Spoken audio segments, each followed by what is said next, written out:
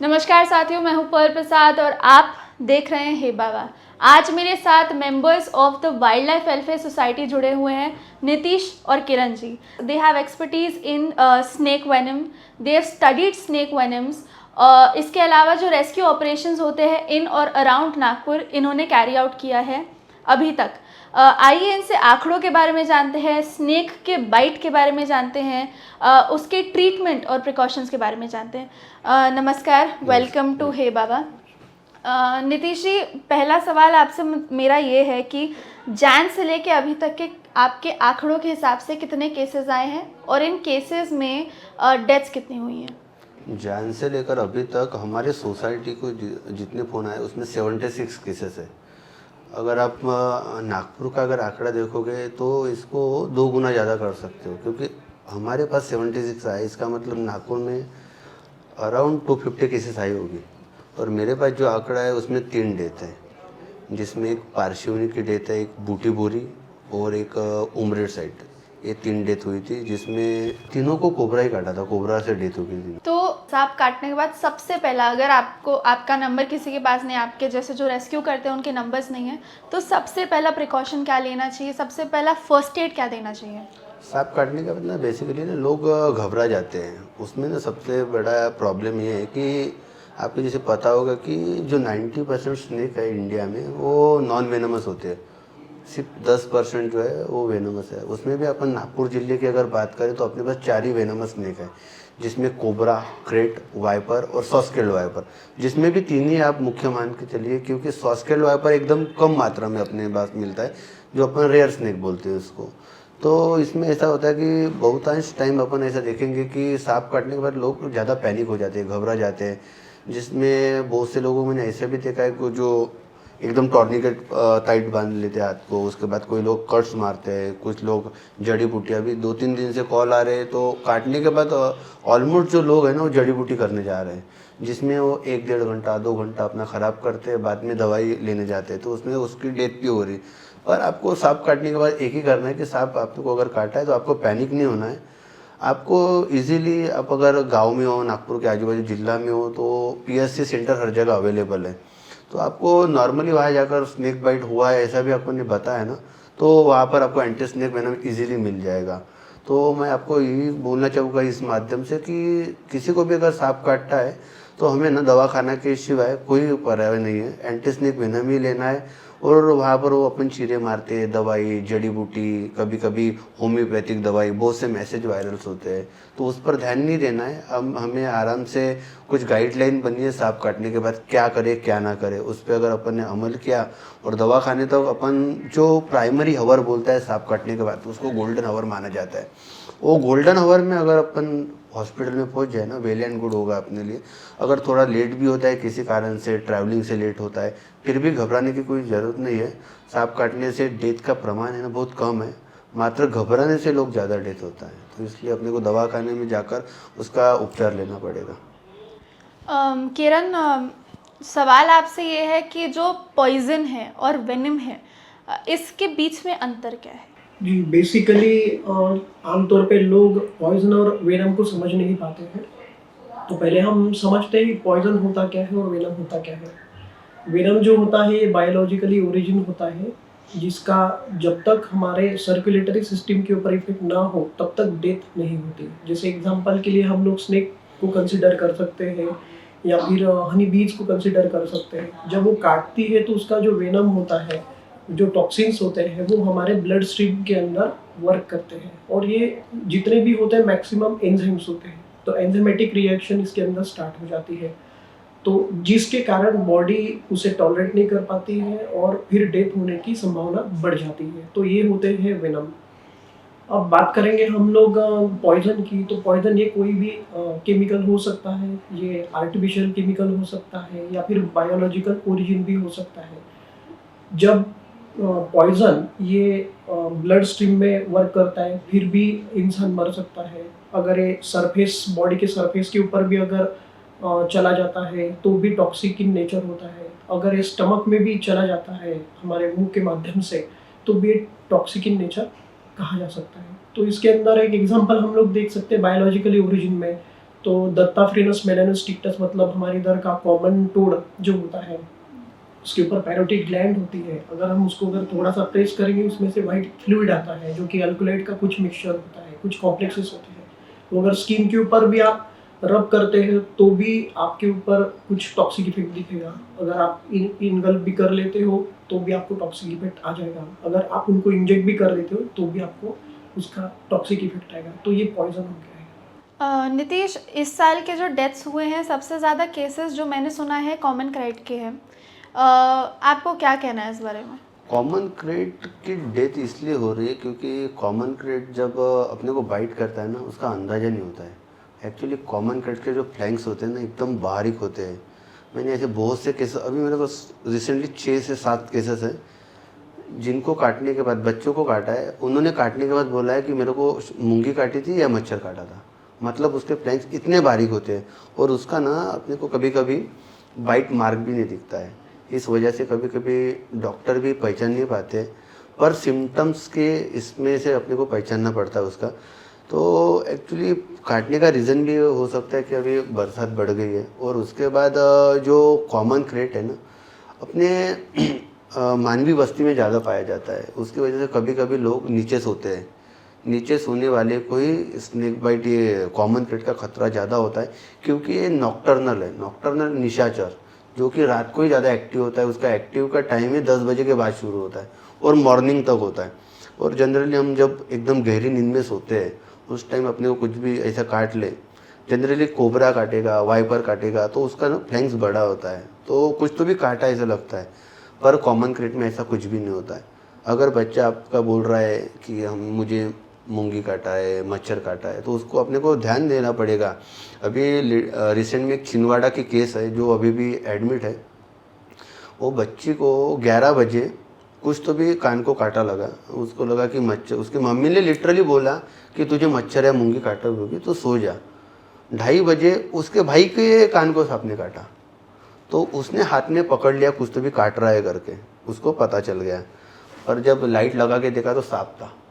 तब उसकी मम्मी को पता चला कि अपने बच्चे को भी यही सेम हुआ था, तो उसको उठाने के उसकी मम्मी गई, तब उसके सिम्टम्स आ गए थे, मतलब बहुत आ गए थे सिम्टम्स।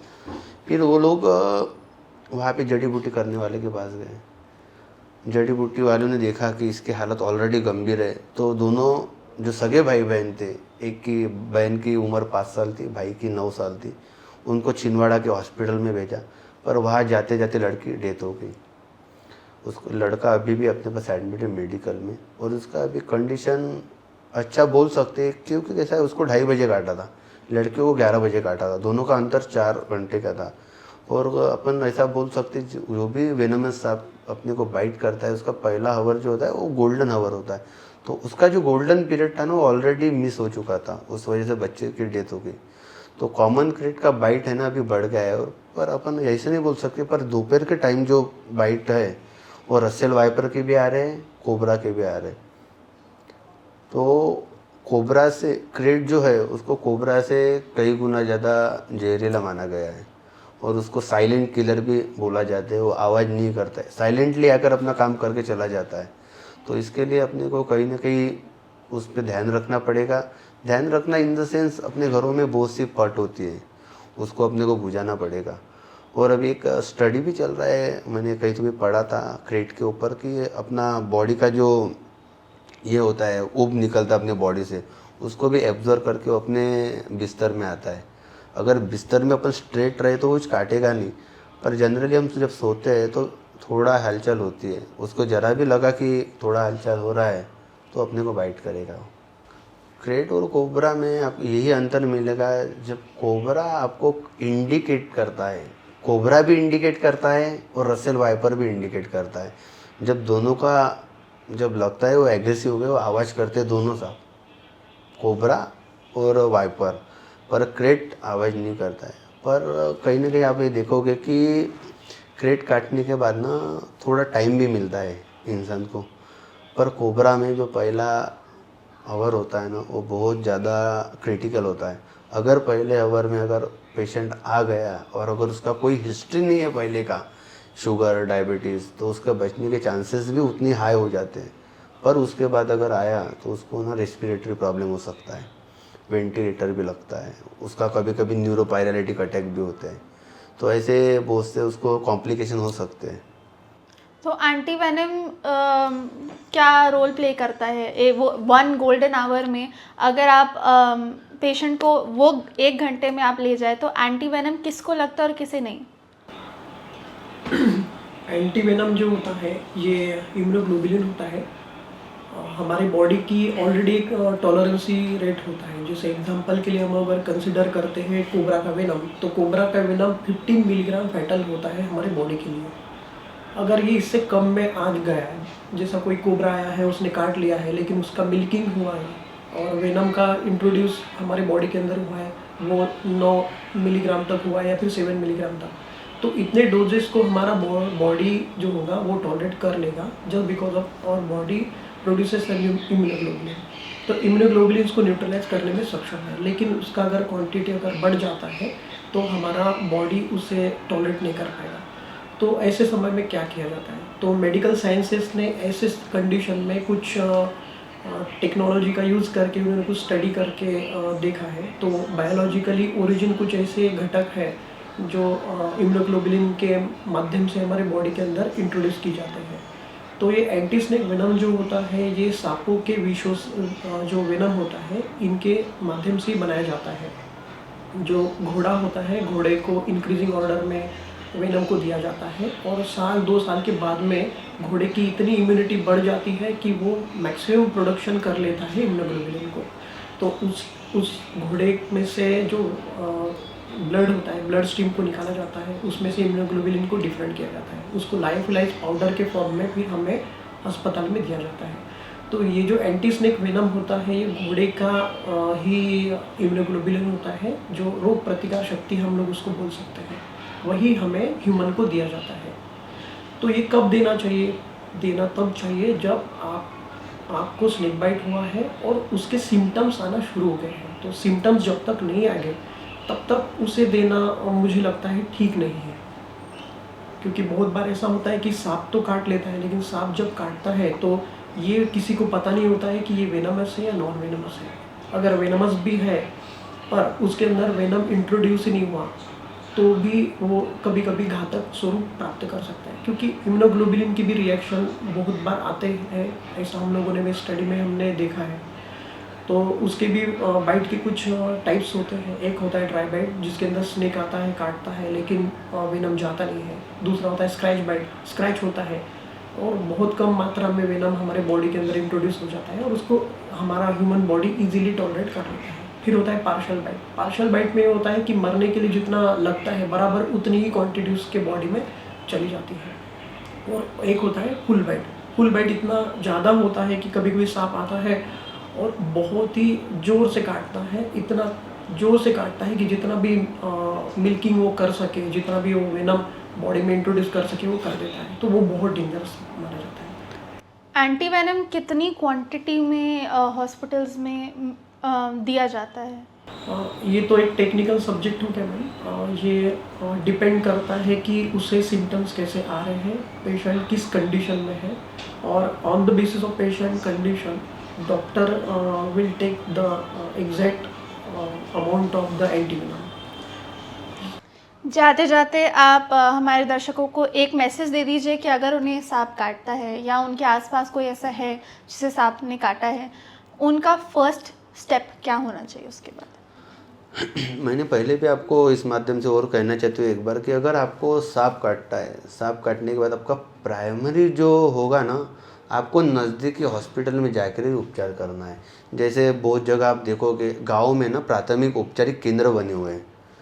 कहीं ना कहीं हर इंसान की जवाबदारी है उनको पूछने की कि आपके पास एंटी स्नेक वेनम अवेलेबल है क्या। अगर एंटी स्नेक वेनम अवेलेबल नहीं है तो उन पर कार्रवाई भी कर सकते हो। हम जब नागपुर में काम कर रहे हैं ना, हमारा ध्येय एक है, 0 स्नेक बाइट डेथ। हम ना स्नेक बाइट को नहीं रोक सकते हैं। स्नेक बाइट एक एक्सीडेंट है, स्नेक को नहीं रोक सकते, क्योंकि हमने ना इतना इंफ्रास्ट्रक्चर बढ़ा लिया है, उनके जगह नहीं छुपने को, तो अपने को काटेंगे। स्नेक बाइट को कोई नहीं बचा सकता। पर हम स्नेक बाइट डेथ को 0 कर सकते हैं। Kiran, Nitish, thank you so much for coming to Hibaba. दर्शकों, I hope this interview and this entire session was informative. अगर आपको सांप काटता है, अब आपको पता है कि आपको क्या करना है. Stay connected and I'll give you more such updates. Thank you.